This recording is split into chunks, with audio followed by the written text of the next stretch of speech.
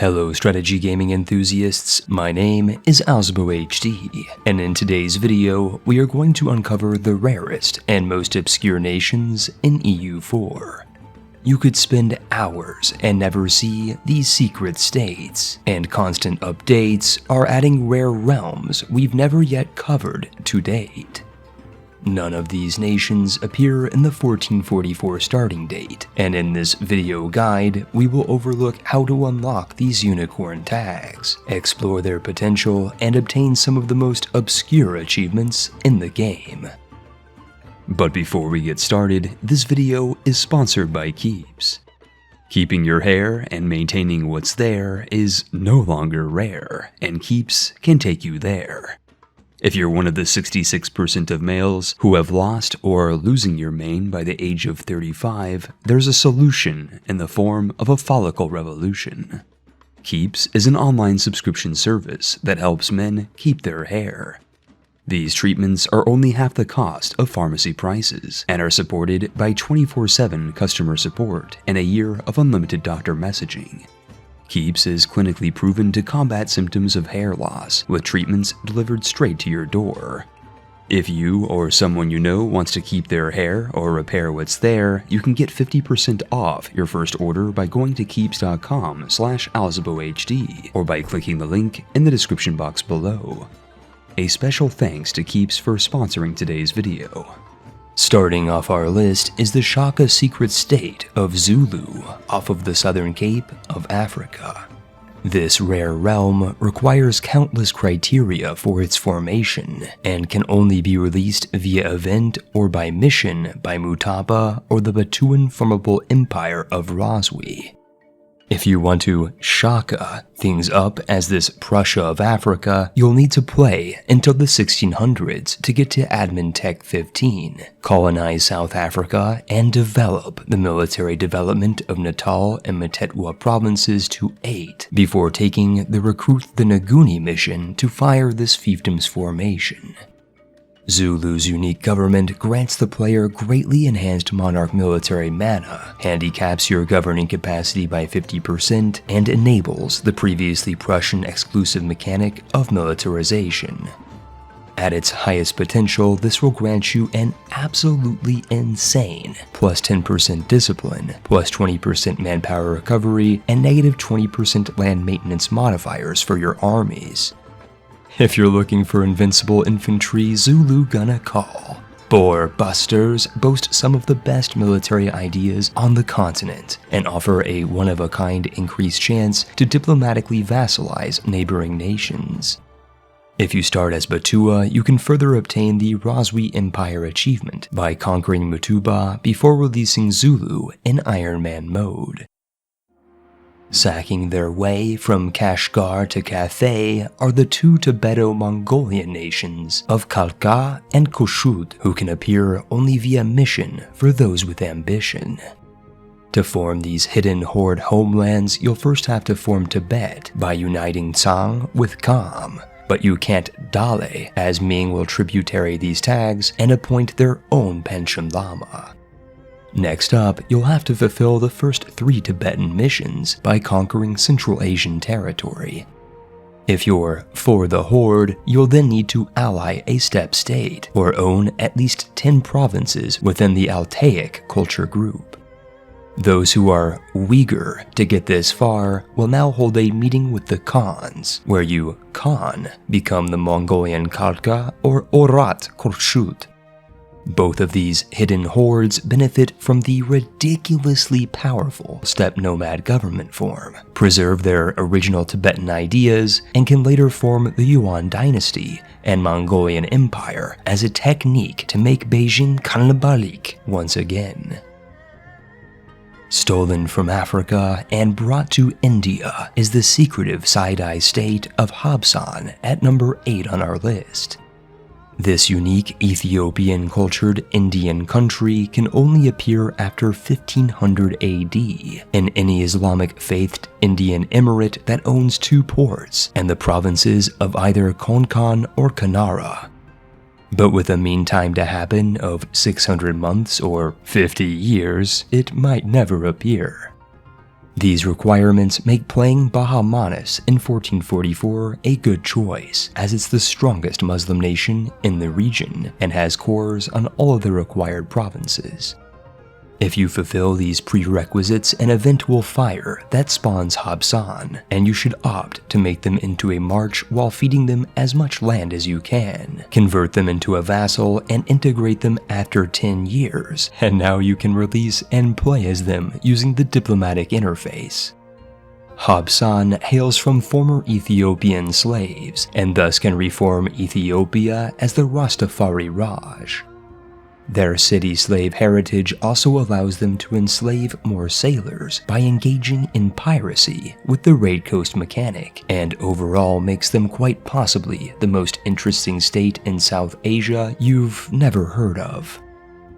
Migrating their way across the karmic wheel of Eurasia are the Kalmyk, a Buddhist-faithed fiefdom that can appear near the Caucasus via event. Kalmyk is a country that does not exist, but it could exist if you follow the Noble Eightfold Path and get very, very lucky with RNG.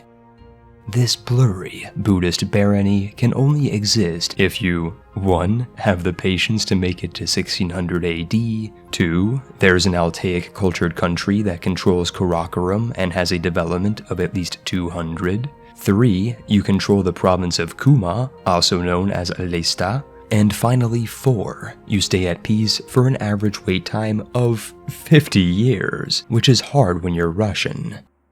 If you are extraordinarily lucky, you'll encounter the arrival of the Kalmyk's event, in which case you can either make them a march or fight them in an independence war, which, once won, allows you to release them as a vassal to play as them. This obscure Orat Republic boasts the horrifically overpowered Horde National Idea set with negative 25% core cost creation modifiers, but they're unfortunately a ducky, even if they can form the Yuan dynasty and reforge the Mongolian Empire, potentially scoring 2 arduous achievements in the least efficient way possible. But if you thought Zulu was rare, Uganda love Katara, the 6th least played nation in EU4's population. This formable nation can only be created by playing as one of the 8 Central African countries that border Lake Victoria, and as a nation that was only recently added with the Origins DLC and quite possibly the most isolated sea, it's incredibly unlikely to see as a country in any of your campaigns. But if you node away and unite Uganda with Rwanda, you can form this Great Lake Empire, which will grant you 5 colonies for free, and decent national ideas that feature a 15% core cost reduction and an unusual 25% cultural conversion reduction modifier. If you're looking forward to Vicky 3, you can further obtain the Victorian 3 achievement by playing as Busoga, Buganda, or Kasagwe, and completing the most difficult challenge in the game, making it to 1820 without dying of boredom. But before we continue, the YouTube algorithm has informed me that you have a 3 in 4 chance of not being subscribed. These rare nations are more common than viewers hitting the red button, and though it pains me to say, the algorithm must be sated this way. Plundering their way onto number 6 on our list is Zahl, a potent pirate polity whose rarity is tied to the requirement of owning a distinctive DLC. If you're looking to play as this salty sovereignty, you'll need to start as Morocco and wait until Castile annexes Al-Andalus. Once Granada is in the ground, order your light ships to pirate trade in the Sevilla trade node. Next, you'll need to ensure that pirates control at least 5% of this node, so recruit some light ships and seize the 7 seas. In due time, the Republic of Saleh event will fire and will allow you to embrace piracy and play as this one-province pirate republic. As a pirate nation, you can order your ships to raid nearby nations for sailors and ducats, and benefit from a massive mission tree. Since Saleh is a Moroccan-cultured Sunni-faithed fiefdom, you can also reform both Andalusia and Morocco, and your sovereign, a Dutch Ottoman pirate by the name of Murat, is a young 334 that can be re-elected for free until he dies, allowing you to captain your campaign with a 666 ruler from the start of your game.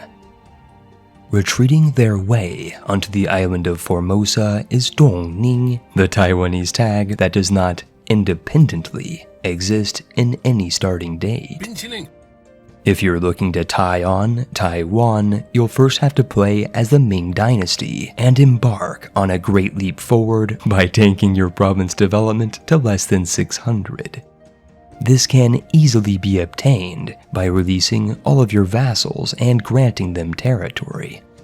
After a period of about 120 months or 10 years, the event Koshinga Flees to Taiwan will appear and put Taipei into play. But to play as this secret state, you must first declare war on and fully annex Dongning. In your diplomacy tab, you can now release and play as the nation of Taiwan, an animist-faithed, Min-cultured princedom with Chinese characteristics. And speaking of Zhonghua, you can now harmonize the mainland, have one country with one system, and check out the Mandate of Heaven for yourself.